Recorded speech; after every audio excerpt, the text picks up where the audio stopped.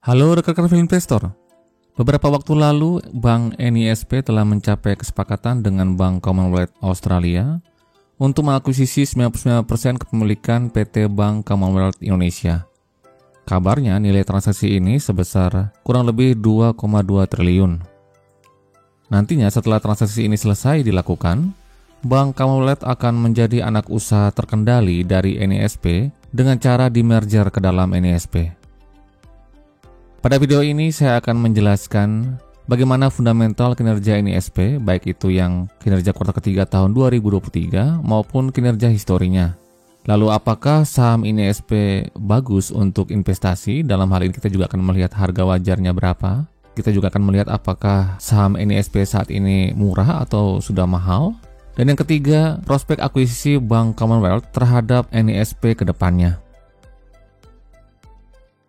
Tapi sebelumnya saya ingin mengingatkan kepada Anda agar jangan membeli saham hanya karena Anda menonton video ini. Pastikan Anda sudah mempunyai pertimbangan sesuai dengan analisa sendiri menurut profil risiko yang bisa Anda terima. Pertama saya akan menjelaskan dulu fundamental kinerja NISP, baik itu yang kinerja terbaru kuartal ketiga tahun 2023 maupun kinerja historinya.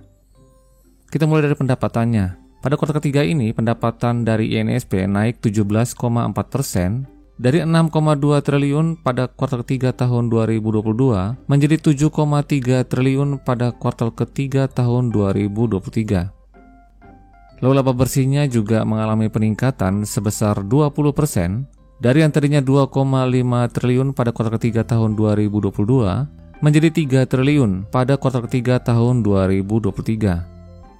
Berikutnya untuk kinerja penyaluran kredit sampai dengan kuartal ketiga tahun 2023. Kredit yang disalurkan naik sebesar 4%, dari yang tadinya 137 triliun menjadi 143 triliun pada periode yang sama. Lalu berikutnya kita akan melihat rasio-rasio penting untuk sektor perbankan. Di sini saya tidak akan membahas semuanya ya, jadi saya hanya akan membahas beberapa hal saja. Yang pertama, kita perhatikan untuk kewajiban penyediaan modal minimum atau KPMM. KPMM ini sama juga dengan CAR ya, Capital Adequacy Ratio. Rasio ini dalam artian yang paling gampang, merupakan cadangan modal yang harus minimal ada pada sebuah bank atau lembaga keuangan untuk mengantisipasi resiko dari setiap kredit yang diberikan. Angka aman yang ditetapkan oleh OJK ya, harusnya sih di antara 8 sampai dengan 12%. Jadi kalau kita perhatikan, NISP pada kuartal ketiga ini, KPMM-nya itu sebesar 23%. Jadi masih di atas batas amannya atau sudah lebih dari batas amannya. Yang berikutnya untuk NPL ya. Di sini ada NPL gross dan juga NPL net. Kalau NPL gross itu NPL yang memperhitungkan macet dan juga yang akan macet. Tetapi kalau yang NPL net itu yang hanya memperhitungkan yang sudah macet saja. Kita perhatikan di antara kedua NPL ini, keduanya sama-sama mengalami penurunan, baik itu untuk NPL gross maupun untuk NPL net. Ini artinya kualitas kredit yang disalurkan oleh NISP sampai dengan kuartal ketiga ini terlihat sangat baik. Berikutnya untuk Net Interest Margin atau NIM. NIM adalah rasio keuangan yang digunakan oleh perbankan untuk mengukur selisih antara pendapatan bunga yang dihasilkan oleh bank dan jumlah bunga yang dibayar kepada pemberi pinjaman mereka, dalam hal ini dana pihak ketiga, seperti deposito, tabungan, dan juga lain-lain. Dalam ini kita perhatikan Net Interest Margin NISP pada periode ini tercatat naik ya, dari 3,9 menjadi 4,3 atau kita bulatkan menjadi 4,4%.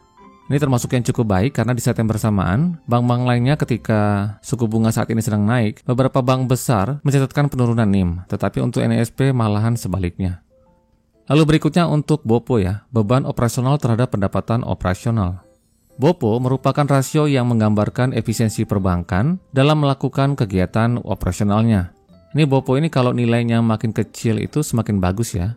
BOPO yang nilainya kecil itu artinya perusahaan atau perbankan ini atau bank ini akan semakin efisien dalam kegiatan operasionalnya. Nah itulah beberapa rasio penting yang harusnya kita perhatikan dalam sebuah perbankan ya. Saya tidak akan menjelaskan rasio-rasio lainnya karena nanti akan menyita waktu yang cukup panjang. Tapi secara umum, berdasarkan rasio-rasio yang tadi sudah saya jelaskan, sampai dengan saat ini NISP mencetak kinerja yang cukup baik ya.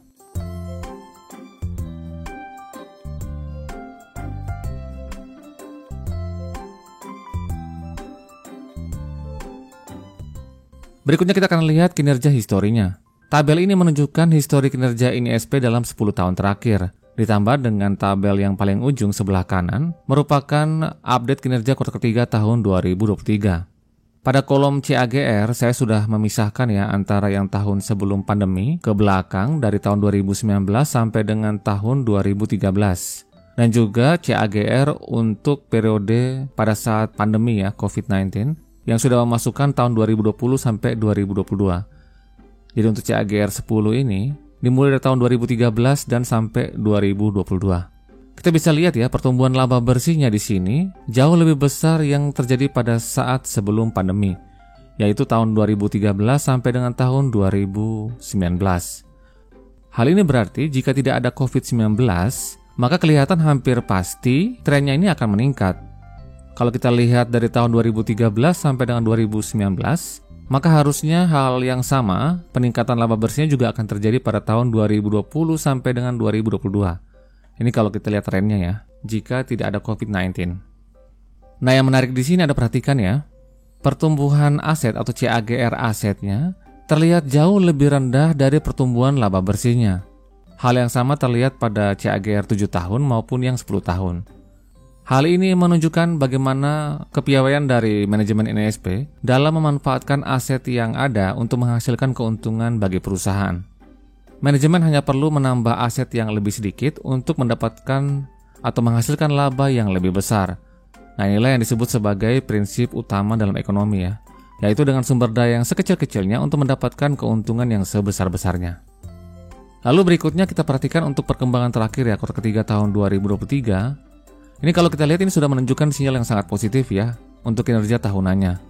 Kita perhatikan laba bersih selama 9 bulan ini sudah hampir mendekati laba full year untuk tahun 2022.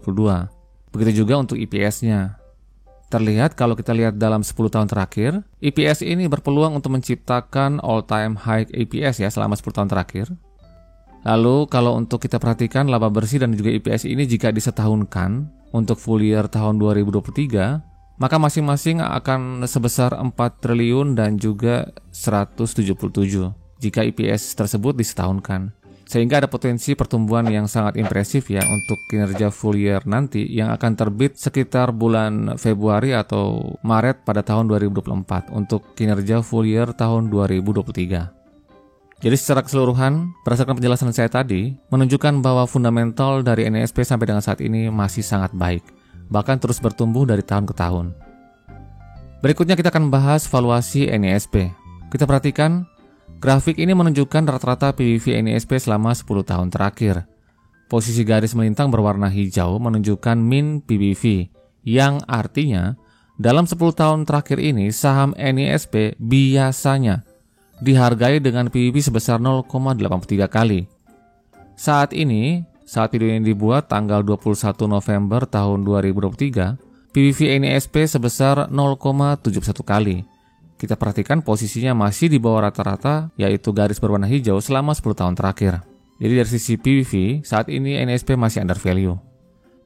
Lalu berikutnya, grafik ini menunjukkan rata-rata PER NSP selama 10 tahun terakhir. Posisi garis melintang berwarna hijau menunjukkan min PER, yang artinya dalam 10 tahun terakhir saham NISP biasanya dihargai dengan PER sebesar 8,98 kali. Saat video ini dibuat tanggal 21 November tahun 2023, PER NISP sebesar 6,71 kali. Posisinya juga masih berada di bawah rata-rata selama 10 tahun terakhir. Jadi kita perhatikan baik itu PBV maupun PER, keduanya menunjukkan bahwa saat ini pada harga 1120 saat pengambilan data video ini tanggal 21 November tahun 2023, valuasi NSP masih under value alias murah karena masih di bawah rata-ratanya selama 10 tahun terakhir. Sehingga dari semua ulasan tadi menunjukkan bahwa sampai dengan saat ini NSP masih mempunyai kinerja yang bagus dan layak invest karena secara fundamental dan valuasinya saat ini masih murah. Lalu sekarang bagaimana dengan prospek akuisisi NSP terhadap Bank Commonwealth? Sebelum saya masuk ke lebih dalam mengenai akuisisi tersebut, kita lihat dulu sekilas kinerja Bank Commonwealth setidaknya sampai dengan kuartal ketiga tahun 2023. Pada periode ini, Bank Commonwealth memperoleh pendapatan sebesar 435 miliar. Jumlah ini turun 21% dibandingkan dengan periode yang sama tahun sebelumnya yang sebesar 548 miliar. Begitu juga kita perhatikan untuk bottom line-nya ya. Bank Commonwealth mencetak kerugian bersih sebesar 415 miliar. Jumlah ini meningkat 455% dibandingkan dengan rugi pada periode yang sama tahun sebelumnya yang sebesar 75 miliar. Jadi secara umum kondisi kinerja Bank Commonwealth sampai dengan kuartal ketiga tahun 2023 bisa dibilang sangat buruk ya. Berikutnya inilah kinerja histori dari Bank Commonwealth selama 5 tahun terakhir. Nah, kalau kita perhatikan di sini, yang pertama kita lihat dulu untuk pendapatannya. Terlihat menurun ya dari tahun 2022 sampai dengan tahun 2020 atau pada masa periode krisis akibat COVID-19. Begitupun dengan kondisi bottom line-nya yang mengalami rugi yang semakin membesar juga dari tahun 2020 sampai dengan tahun 2022. Tapi ada yang menarik di sini kita perhatikan ya. Kinerja sebelum pandemi memperlihatkan situasi yang sebenarnya sangat baik. Pendapatannya terlihat meningkat dari tahun 2018 sampai dengan tahun 2019. Lalu pada periode yang sama, Bank Commonwealth juga berhasil mencetak laba bersih yang juga terlihat meningkat dari 34 miliar pada 2018 menjadi 37 miliar pada tahun 2019. Ini berarti sebenarnya ada fundamental dari Bank Commonwealth yang sebenarnya tidak buruk-buruk amat ya. Karena kalau kita perhatikan, kinerja masih cukup baik jika tidak ada pandemi. Dan saat ini Bank Commonwealth juga mungkin masih butuh waktu yang lebih lama dari bank besar atau bank-bank lainnya untuk bisa pulih sepenuhnya dari dampak krisis ekonomi akibat COVID-19. Harapan itu memang ada karena memang kinerja historinya memperlihatkan demikian. Sehingga mudah-mudahan di tangan NISP, Bank Commonwealth dapat kembali ke kinerja sebelumnya pada level sebelum COVID-19. Lalu sekarang pertanyaannya, seberapa mahal atau murahnya harga yang dibanderol untuk NISP dalam mengakuisisi Bank Commonwealth? Estimasi nilai transaksi dari akuisisi ini tuh sebesar 2,2 triliun. Artinya NISP membeli Bank Commonwealth dengan valuasi PBV sebesar 0,54 kali. Angka estimasi PBV ini didapat dari nilai transaksi tadi ya yang 2,2 triliun dibagi dengan jumlah ekuitas Bank Commonwealth yang sebesar 4 triliun. Jadi dalam hal ini NISP mendapatkan Bank Commonwealth dengan harga setengah dari ekuitasnya, 54% dari nilai ekuitas Bank Commonwealth. Jadi sejauh ini menurut saya cukup worth it ya, karena pada saat kinerja memang buruk ya, pada saat ini memang wajar jika NISP mendapatkan harga yang lebih murah. Karena memang butuh effort yang lumayan cukup besar ya dari NISP untuk mengembalikan kinerja dari Bank Commonwealth. Dan yang menarik di sini, jika NISP berhasil setidaknya mengembalikan kinerja Bank Commonwealth seperti tahun 2019 ke belakang, maka tentunya ini merupakan investasi yang baik bagi NISP. Karena dengan bergabungnya Bank Commonwealth pada NISP, maka tentunya akan menambah size bisnis dari NISP itu sendiri. Dari sini kita bisa memetik sebuah pelajaran bahwa kadang investasi yang baik itu justru datang ketika sebuah perusahaan sedang tidak bagus kinerjanya. Sehingga kita bisa mendapatkan perusahaan tersebut dengan harga diskon. Dengan catatan, kinerja historinya pernah bagus, tentunya memiliki GCG yang baik juga, dan saat ini tidak terjadi perubahan fundamental yang mendasar pada perusahaan tersebut. Sekian dulu informasi kali ini, semoga bermanfaat. Salam Value Investor.